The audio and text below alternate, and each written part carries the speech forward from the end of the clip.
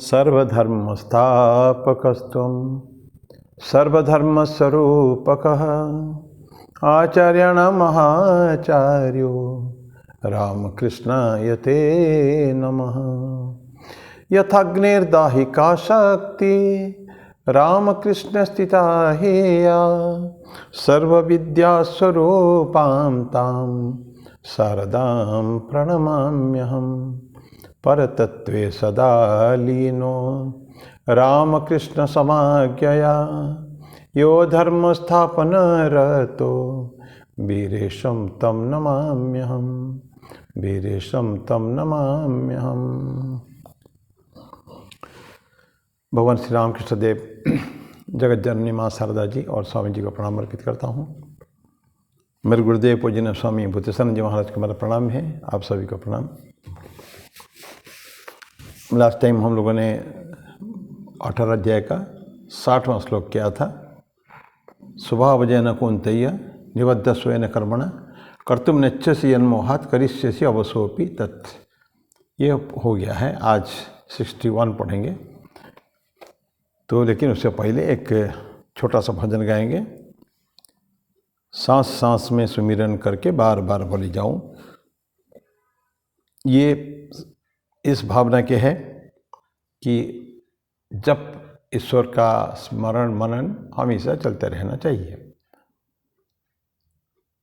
भक्तों का कहना है कि जो टंच बिल्कुल जो पक्के भक्त होते हैं कि हमेशा ईश्वर का लाभ लेना चाहिए।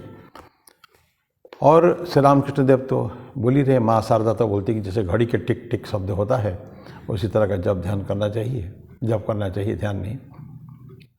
ये भी इसी तरह के सांस सांस में सुमिरन करके बार बार बोली जाओ। मैं गाता हूँ उसको, छोटा सा भजन है। सांस सांस में सुमिरन करके बार बार बल जाऊं। सांस सांस में सुमिरन करके बार बार बल जाऊं। तुम बिन मेरो कोई न भगवन, तुम बिन मेरो कोई न भगवन, जिसको मैं अपनाऊं। सांस सांस में सुमिरन करके बार बार बल जाऊं। उठत बैठत तुम्हें आराधूं, 8 प्रहर गुण गाऊं। उठत बैठत तुम्हें आराधूं, 8 प्रहर गुण गाऊं। ओम ओम की मधुर ध्वनि में, ओम ओम की मधुर ध्वनि में अंदर ही खो जाऊं। सांस सांस में सुमिरन करके बार बार बल जाऊं। तुम ठाकुर तुम साहिब मेरो, तुमरे हुक्म चलाऊं। तुम ठाकुर तुम साहिब मेरो, तुमरे हुक्म चलाऊं। हे भगवन मैं तेरो तेरो, हे भगवन मैं तेरो तेरो, चरण शरण सुख पाऊं। सांस सांस में सुमिरन करके बार बार बल जाऊं।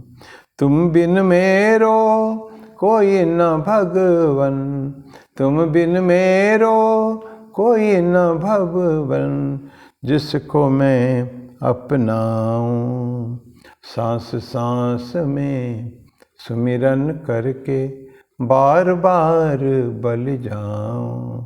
बार बार बल जाऊं, बार बार बल जाऊं।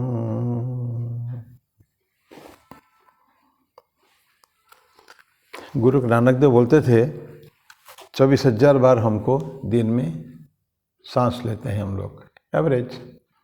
तो बोले कि उतने ही 24,000 बार आपको भी जप करना पड़ेगा। तो सारे जो संत लोग होते हैं तो उनका तो जब ध्यान करना, उनका तो स्मरण करने का काम है, सुमिरन। तो साधारण व्यक्ति के लिए जो who is engaged in the work, his own work, कहीं बिजनेस हो, कहीं भी नौकरी करता हो, तो उसके लिए उपाय ये है, हमेशा तो नहीं कर सकते काम के अंदर, तो काम की शुरुआत होने पर थोड़ा ईश्वर का नाम ले ले, काम के बीच में रुक कर कभी थोड़ा सा ज़्यादा फुर्सत मिलती थोड़ा सा उसमें थोड़ा ले लें, और जब काम समाप्त हो जाए ईश्वर का धन्यवाद अर्पण करते हुए एक बार और उनका स्मरण कर लें। ये जो प्रैक्टिकल जो साधु होते हैं उनका ये कहना है।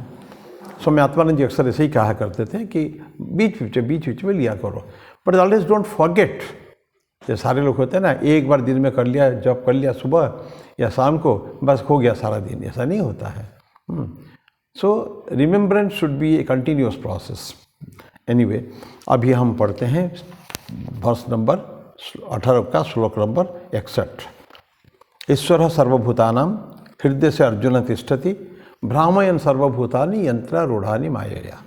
क्या होता है उसका मीनिंग?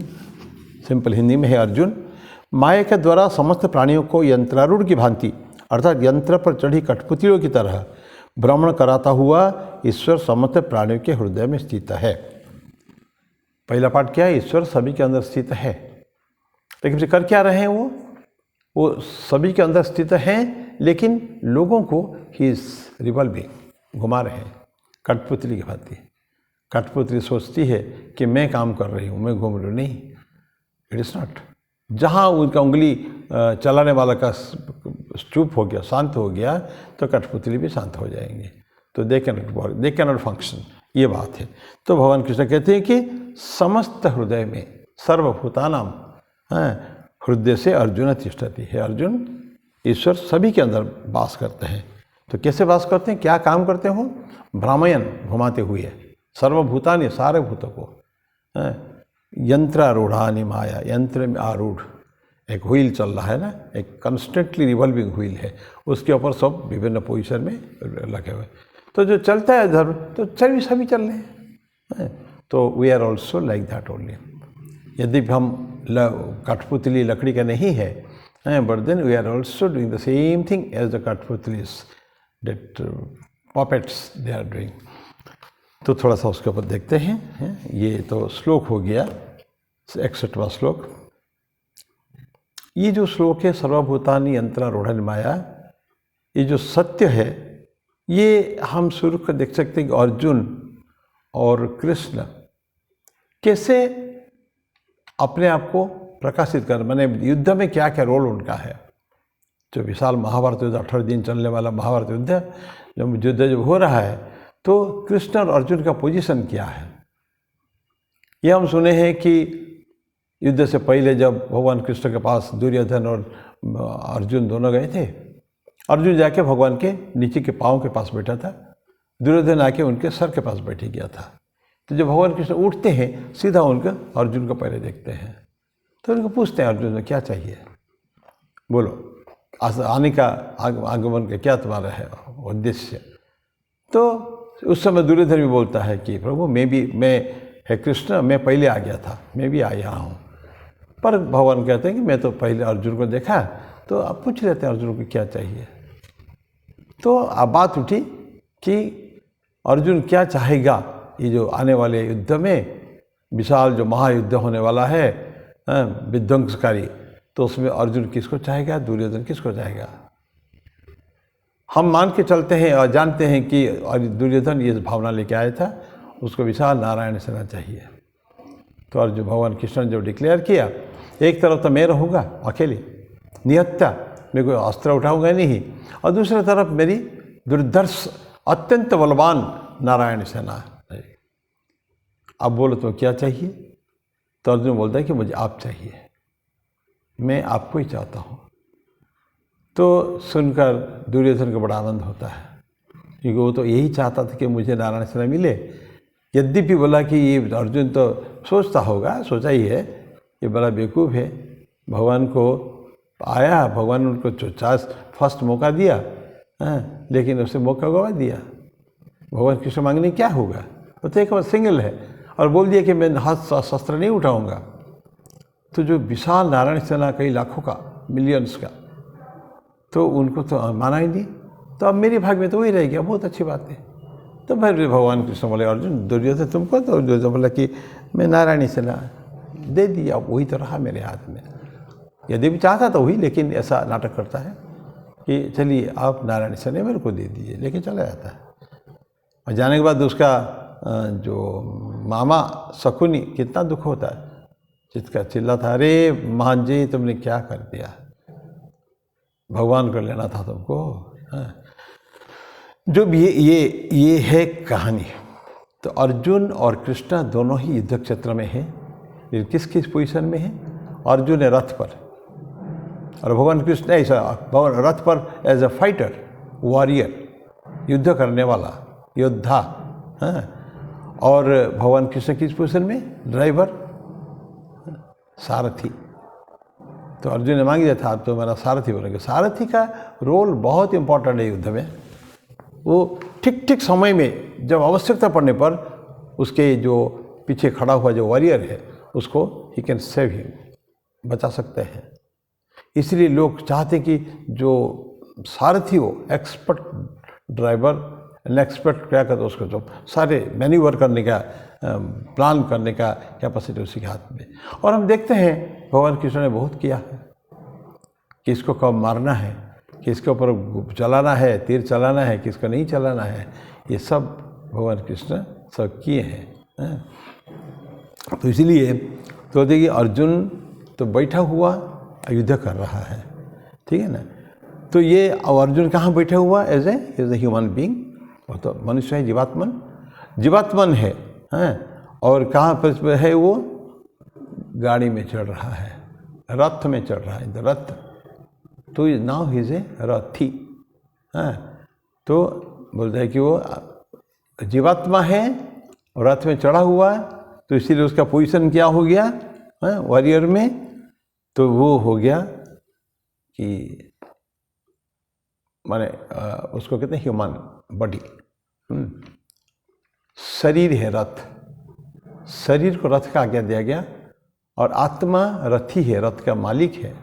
यहाँ अर्जुन मालिक नहीं है, he is just a warrior. और आत्मा के वो बैठा हुआ उसके अंदर रथ के ऊपर।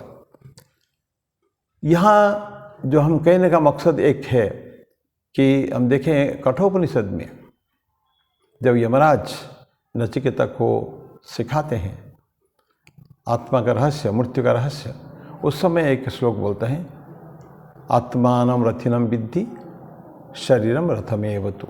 शरीरम रथ, आत्मा है रथी, जीवात्मा।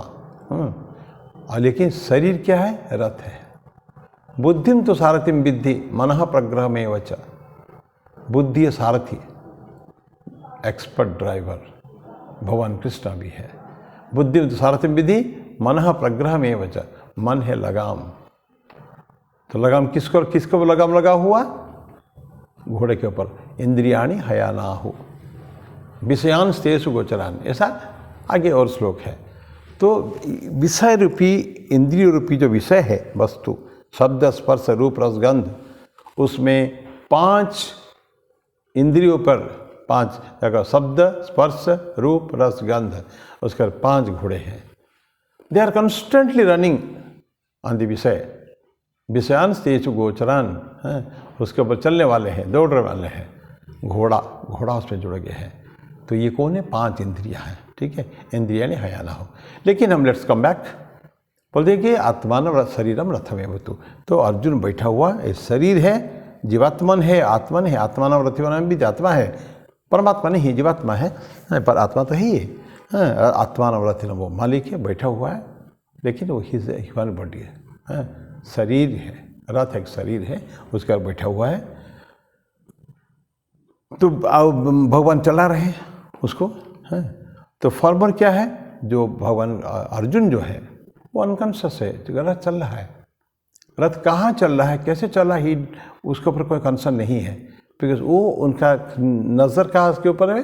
दुश्मन के ऊपर, जिसके साथ फाइटिंग कर रहा है। एंड कंस्टेंटली विथ मैन्यूवरिंग, जबरदस्त ट्रिक के साथ भगवान कृष्ण रथ को चला रहे हैं, इधर से उधर कर रहे हैं। तो अर्जुन जो वॉरियर है वो अनकॉन्शियस है और उसको ये नहीं है वो देखने के लिए स्थिति कि युद्ध है, युद्ध का काम युद्ध करना, एक तर्कस से तीर खींचना और मारना या भला जो भी उसका अस्त्र है। लेकिन ये भगवान कृष्ण जो है सारथी, he is conscious constantly, because driver देखो गाड़ी में, कार में है, मालिक जो बैठा हुआ, कहीं मालिक सो भी सकता है, आंखें लग सकती है उसको कोई की, वो जानता है कि ड्राइवर, एक्सपर्ट ड्राइवर मेरे पास बैठा हुआ, मेरे सामने बैठा हुआ है, तो कर सकता है। तो इसीलिए भगवान कृष्ण जो सारथी का काम कर रहे हैं तो वो बहुत कॉन्शियस है about what, concern about his role in the this whole drama, ये जो हो रहा है इसमें उसका रोल क्या है, उसमें उसके बारे में बहुत ज़्यादा कंसर्न है। ये पार्ट हिज प्लेइंग, हाँ, क्या किरदार निभा रहा है वो ड्राइवर होने के बाद भी, वो है उसको किसी तरह का रथ को ठीक ठीक चलाकर हेल्प करना कि मेरा वॉरियर जो पीछे बैठा हुआ वो युद्ध ठीक से कर सके। तो ये ऐसा है। तो a part played in the drama, जो इन द वॉर, ये भगवान कृष्ण ठीक समझते हैं। और अभी तो जो हीरो अर्जुन, अभी तो क्या सोचा था, क्या मन में था कि मैं आई am the author of the karmas, जो कुछ कर्म हो रहा है यहाँ तो आया, मैं यहाँ युद्ध बना और मैं युद्ध कर रहा हूँ, नहीं करने वाला हो तो करने का नहीं, अभी तो मैसेज चल रहा है, अभी डायलॉग चला, भगवान कृष्ण अर्जुन का डायलॉग है।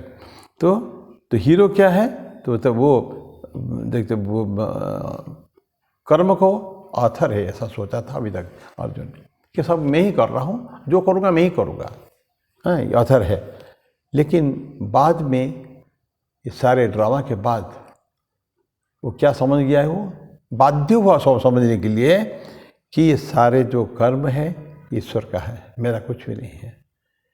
मैं तो केवल एक यंत्र की भांति यहाँ खड़ा हूँ।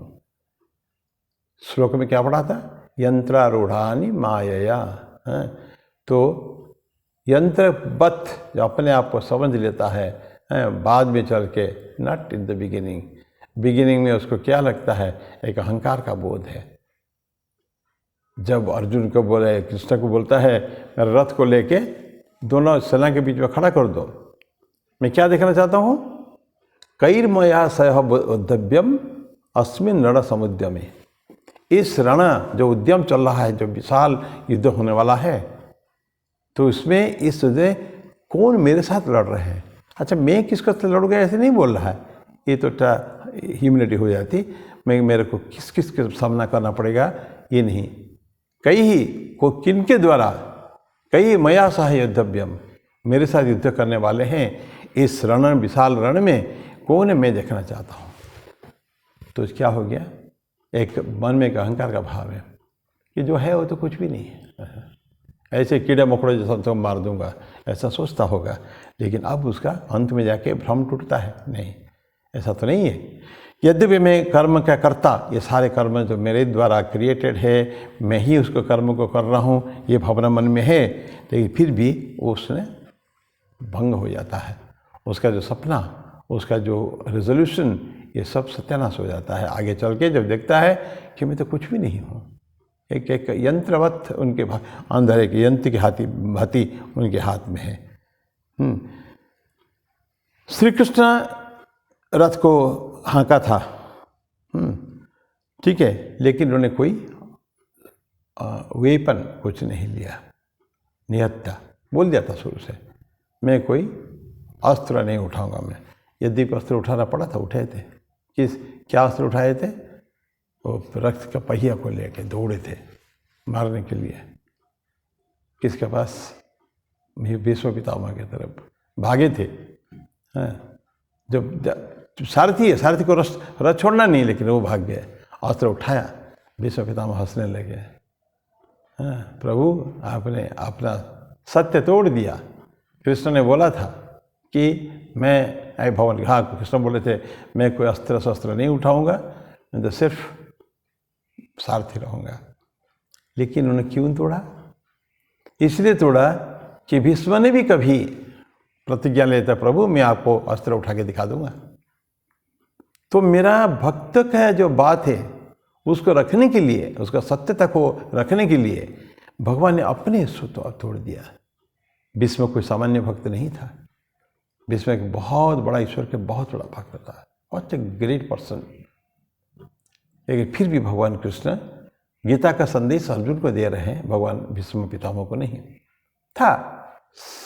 उस समय की परिस्थिति ऐसी थी तो उन्होंने दिया, लेकिन भीष्म पितामह भी अनन्य भक्त है भगवान कृष्ण के। थोड़ा विषयांतर करते हुए हम बात कर सकते हैं, इतनी बड़ा भक्त जो है उनका मृत्यु शैया में है अभी और शेष क्षण का इंतजार कर रहे हैं। तो उत्तरायण, सूर्य का उत्तरायण होने की हो चुका है, अब वो शरीर छोड़ेंगे। उसके पहले भगवान कृष्ण आए हैं, उनके पास खड़े। भगवान का कर्तव्य है, मेरे भक्त का शरीर जाने वाला है तो उसके उपस्थित रहना उनका कर्तव्य है उनका।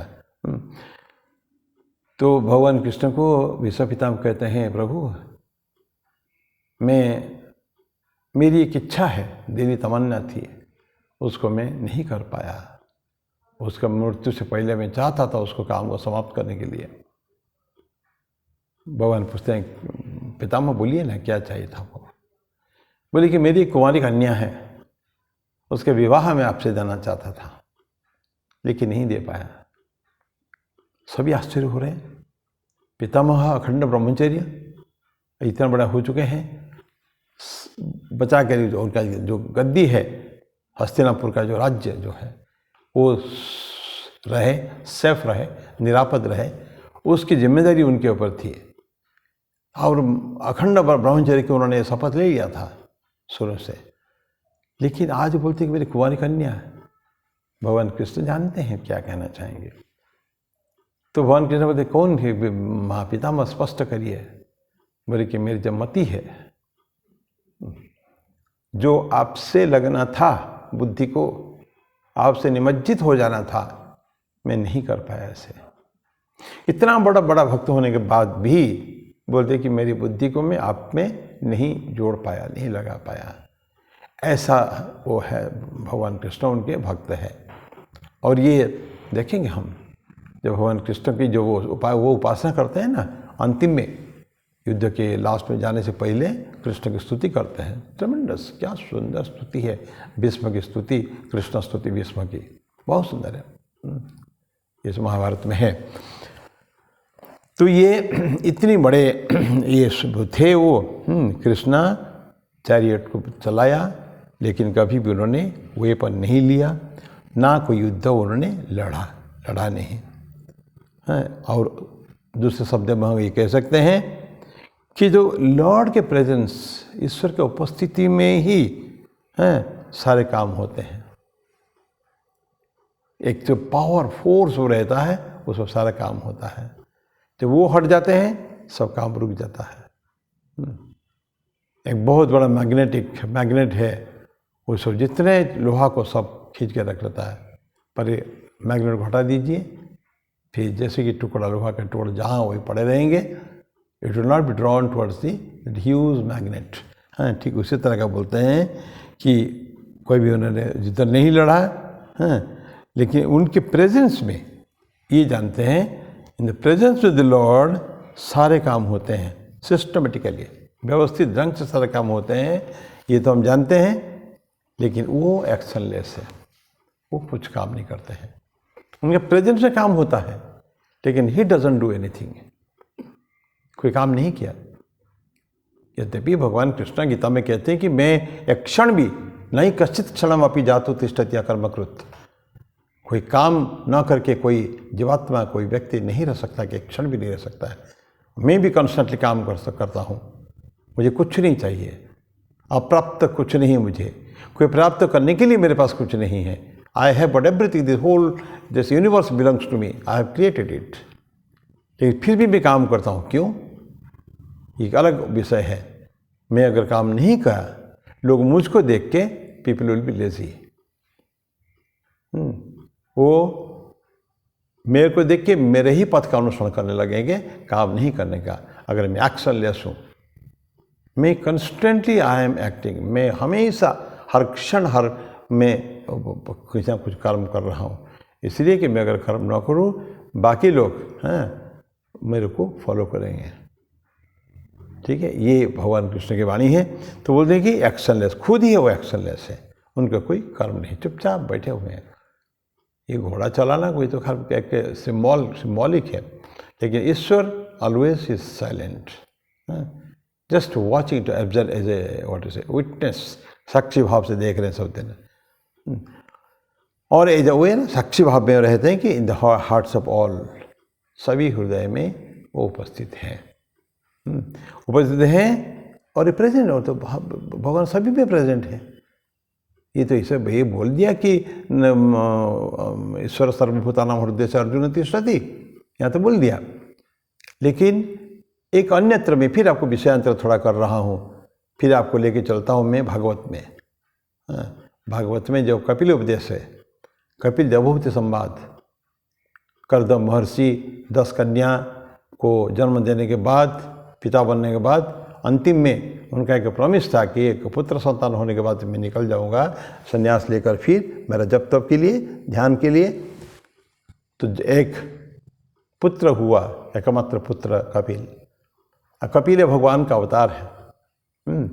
तो ऐसे कपिल और पिता जो कर्दम महर्षि वो चले जाएंगे, वो बोल दिए हैं कि now my work is over, तुम्हारा कन्या भी हो गई और ये पुत्र भी हो गया। अब पुत्र से भगवान कृष्ण का अवतार है। मानो उस पिता चले गए हैं, तो माँ पे बेटा को बोलती है, जो बेटा इमीडिएटली छोड़ता है जंगल जाने के लिए। संसार का बंधन नहीं चाहिए ना उनको। कपिल मुनि ये बहुत यंग एज में, बचपन छोटपन में ही उन्होंने संसार छोड़ दिया था। तो छोड़ रहे हैं तो माँ उनको बोलती है, बेटा तुम हमको भी कुछ ज्ञान देके जाओ। वो इसी में से कपिल देवभूति संवाद, उसमें कपिलोपदेश, उसमें बहुत सारा बोलता है कि मैं सभी जगह कण कण में उपस्थित हूँ, लेकिन फिर भी वो बोल देता है वैसे हो, लेकिन लोग अवज्ञा करके, लोग मंदिर में जाके जो कहीं मूर्तियों को पूजा करते हैं, मेरी पूजा कोई नहीं करता। उसमें एक अंतिम श्लोक बोलते हैं, अथमाम सर्वभूतेषु भूतात्मानं कृतालयम अरयत दानमानाभ्याम मैत्री अभिन्यन चक्षुषा।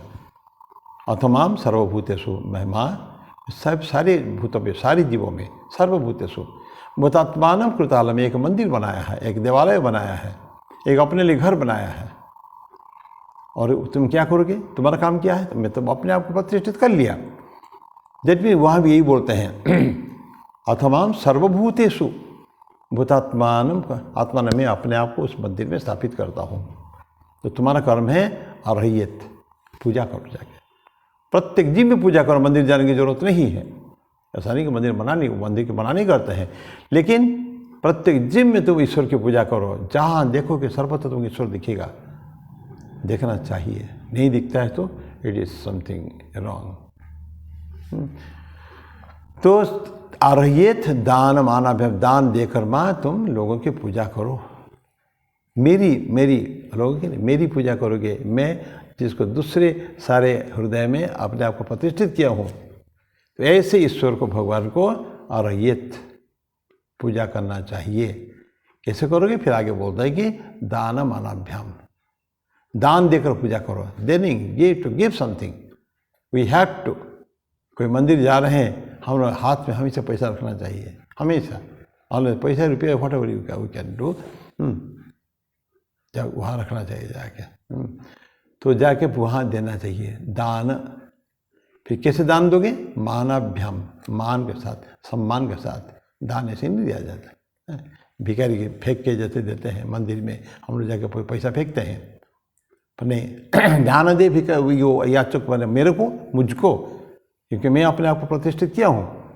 दान दो, या मानाभ्याम, मान का सम्मान के साथ दो। देन मैत्री अभिनयन चक्षुषा, मैत्री भाव से, मेरा सब, मैं सबका दोस्त हूँ, फ्रेंड हूँ, I am the friend to all, सारी समाज संसार का मैं बंधु हूँ। मैत्रिया और अभिनयन चक्षुषा, अभिन्न चक्षु, भिन्न चक्षु से नहीं, मैं कोई सोचना नहीं चाहिए मैं अलग हूँ और ये इसमें मेरा भगवान अलग है, नहीं। मैं और भगवान एक ही है, दोनों में कोई फर्क नहीं है, कोई तफात नहीं है, कोई there is no difference between the two. ये भगवान कृष्ण की वाणी है। तो मेरी पूजा करो, मेरे को पूजा करो। कैसे पूजा करोगे? दान देकर इत्यादि इत्यादि जो है। सो सभी के अंदर करते हैं, काम नहीं करते हैं। तो इसे क्या होता है, सब वो काम सब हो रहा है लेकिन वो रहते हैं एक्शनलेस। तो लॉर्ड प्रभु क्या करते हैं, सारे इसमें साक्षी भाव में सब उपस्थित हैं, कोई काम उसको करते नहीं है लेकिन उन्हीं के प्रेजेंस से ही सारे जो है होते रहते हैं। बीइंग्स या जो हमारे जो सब्जेक्ट्स हैं जो काम करते हैं वो कैसे करते हैं, उनका प्रेजेंस में ही अपने काम करते चले जाते हैं। Constantly go on working. तो समय की कोई ख्याल नहीं है, हमेशा काम चलता रहता है। यदि प्रभु कुछ नहीं कर रहे, खाली उनके काम कर रहा, विल पावर उनका इच्छा शक्ति काम कर रही है चारों तरफ। अब एक अर्जुन की बात, ये तो प्रभु हो गए। अब अर्जुन का मीनिंग चलो देखें। अर्जुन का मीनिंग है वाइट, प्योर वाइट कलर है और प्योर इन नेचर, प्रकृति से पवित्र भी है और रंग उसका सफ़ेद है अर्जुन का। अर्जुन का लिटरल मीनिंग है वो, जो नाम दिया गया है। अब वो सोच विचार के नाम पहले दिया गया होगा ना, उसका देखकर आजकल देखते हैं लोग ना। तो देखिए प्योर इन नेचर है, और जो प्योर है हृदय से जो प्योर है वो सत्य को जान सकता है, क्योंकि पवित्रता में सारे वो है, कैपेसिटी है सत्य को सत्य को अवधारणा करना, समझने में चाहिए ना। तो सभी लोग समझ नहीं पाएंगे। एक शिक्षक बहुत सारे बातें बोलता है क्लास में, बोलते हैं, सभी लोग को एक जैसा समझते नहीं है। अलग अलग व्यक्ति अलग अलग कैपेसिटी के हिसाब से उसको पूछते हैं, समझते हैं। ये उपनिषद की बातें हैं ये। यथावत कश्चित यथावत प्रतिपद्यते, कश्चित अयथावत प्रतिपद्यते, कश्चित विपरीतम प्रतिपद्यते, कश्चित न प्रतिपद्यते। तो बोलते कि एक किसी क्लास में, ये उपनिषद की वाणी है, किसी भी क्लास में कक्षा में जो पढ़ाई होती है उसको कुछ व्यक्ति ठीक ठीक समझ रहे, यथावत जैसे टीचर ने बोला ठीक समझते हैं। कश्चित अयथावत, कुछ लोग ठीक से समझ नहीं पाते, समझ कन्फ्यूजन कहीं ना कहीं रह जाता है। कुछ विपरीतम प्रतिपद्यते, कुछ उसको उल्टे समझते हैं, टीचर पढ़ाता है कुछ, ये उल्टा समझते हैं, मन नहीं है। और कश्चित न प्रतिपद्यते, कोई व्यक्ति कुछ नहीं समझ पाते हैं, तो उनको थोड़ा सा देना पड़ता है पुश। जो बिल्कुल नहीं समझ पाता थोड़ा पुश देंगे वो भी समझने लगेगा। लेकिन विपरीतम प्रतिपद्यते उसको तो बड़ा मुश्किल है, जो उसका मन में कुछ ऑलरेडी प्री कंसीप्ट नोशंस उसमें है, जो ऑलरेडी समझ रखा है, वो जहाँ उसकी विपरीत कुछ बातें सब आती है तो बातों को समझ नहीं पाता है, बल्कि ही रिजेक्ट्स इट, छोड़ देता है, उसको नहीं लेता। ये गलत बात है। पॉजिटिव माइंड होना चाहिए जिससे कि हम सब चीज़ को ग्रहण कर सके, उसको मान्य कर सके और आगे जो क्रियाक्रम होंगे उसमें यूज़ कर सके उसको। तो ये भावना है ईश्वर का है, ठीक है। तो ये अर्जुन है, प्योर नेचर है, प्रकृति भी पवित्र है एवं सफ़ेद कलर है, ये प्योर एट हार्ट। और ऐसे व्यक्ति सत्य को पकड़ने के लिए क्या कॉम्पिटेंट होते हैं। और परमात्मा की जो प्रेजेंस होता है, परमात्मा जो प्रज रहते हैं, या जीवात्मा की बात यहाँ तो है, परमात्मा प्रेजेंस में सारे काम कौन करता है, उनके माया शक्ति, ईश्वर उपस्थित रहते हैं। हमने क्या पढ़ा, ईश्वर कुछ करते नहीं हैं, लेकिन यंत्रारूढ़ानी माया उनको धीरे धीरे घुमा रहे हैं, उनका उंगली चलता नहीं है। Somebody else is doing that, कोई ना कोई उसको करता है उसको। माने भगवान केवल उनका प्रेजेंस रहता है, जो जहाँ प्योर नेचर जो है, जो जानना चाहता है तो उसको भगवान क्या करते हैं, वहाँ परमात्मा उनका माया शक्ति उनका काम करता है उस समय में। ये कार्य करने की शक्ति माया शक्ति ले लेती है। माया तो कुछ भी कर सकती है ना, माया शक्ति किसके, ईश्वर की ही तो है। ईश्वर की ही है, माया शक्ति ईश्वर की है। आगे हम पढ़ेंगे, जैसे सांप की जहर सांप को कोई हानि नहीं करता है, अपना बहुत डेडली पॉइजन उसके दांत में है, उसको कुछ नहीं होता। एक वही अगर दूसरे को काटता है जो है ना, वो आदमी इमीडिएटली मृत्यु हो जाती है उसके। तो ये उनकी जो शक्ति, माया शक्ति काम करना शुरू करता है उस समय में जब भगवान प्रेजेंट रहते हैं, पावर है। अच्छा, ऐसा नहीं कि खाली काम करते हैं, बाकी लोग काम करते हैं, काम भी करते हैं और दूसरों को भी, सारे उनके प्रेजेंस में it compels all the people to work as per the plans. ईश्वर की एक प्लान ऑफ एक्शन है, मन में सोच कर रखा ये होना चाहिए, इसके बाद ये होना चाहिए, वो जैसे होना चाहिए उसी हिसाब से ठीक काम हो रहे हैं।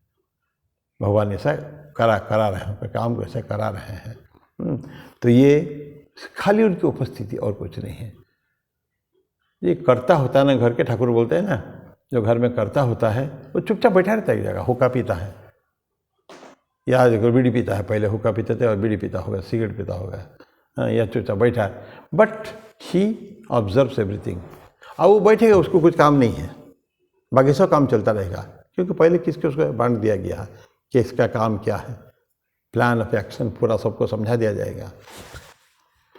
तो ठीक उसी तरह का भगवान है, काम भी होता है, कर्म वो चल कंस्टेंटली हो रहा है, और जो उनके कंट्रोल में है, जितने जीव उनके कंट्रोल में हैं, ये सब ठीक ठीक काम करते हैं।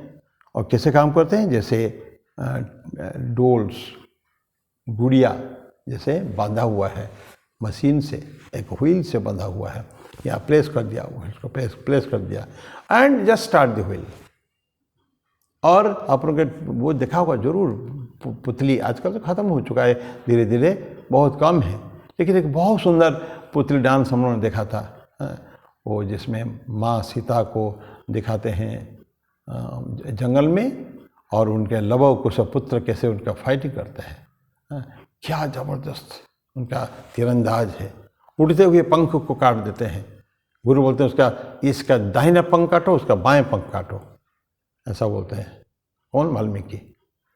और इतना ढेर सारे हजारों के पंछियों के बीच, पंखियों के बीच में, और उसको ये वाला जो दिखाते, ये वाला जो आगे थोड़ा उड़ रहा है, उसका बाएं पंख काट दो, उसका दाहिने पंख, like this, and they do it, कराते हैं सब। ये पुतली डांस हमने देखा था, पुतुल डांस। तो ये जो खेल जो होता है, तो मैं अभी ये समाप्त करूँगा। वो खिलाड़ियों को कुछ पता नहीं है, पहले पता था अर्जुन को कुछ पता नहीं है क्या हो रहा है, सोचता है कि मैं काम कर रहा हूँ। ठीक उस तरह का जो उसके वजह पपेट्स रखे हुए हैं, वो सोचते हैं कि मैं काम कर रहा हूँ, नहीं, पपेट काम नहीं कर रहा है, somebody else is doing, the wheel is moving। और उसका भी हाथ में मशीन किसके हाथ में है? वो जो पपेट प्लेयर जो होता है, वो ऑपरेट्स द डॉल्स। ऐसे लोग सोचते हैं कि मैं काम कर रहा हूँ, नहीं, मैं नहीं काम कर रहा हूँ, somebody else is working, जिसके डायरेक्शन में मैं काम कर रहा हूँ। तो मैं यही मेरी वाणी को विराम दूँ, फिर अगले बार थोड़ा सा बच गया इसमें, अगले बार क्लास में चर्चा करेंगे। This is 61 words we are studying. Okay. ईश्वर सर्वभूतानां हृदय से अर्जुन तिष्ठति, भ्रामयन् सर्वभूतानि यंत्रारूढ़ानि मायया। ओम शांति शांति शांति। हरि ओम तत्सत्। श्री राम कृष्णार्पणमस्तु।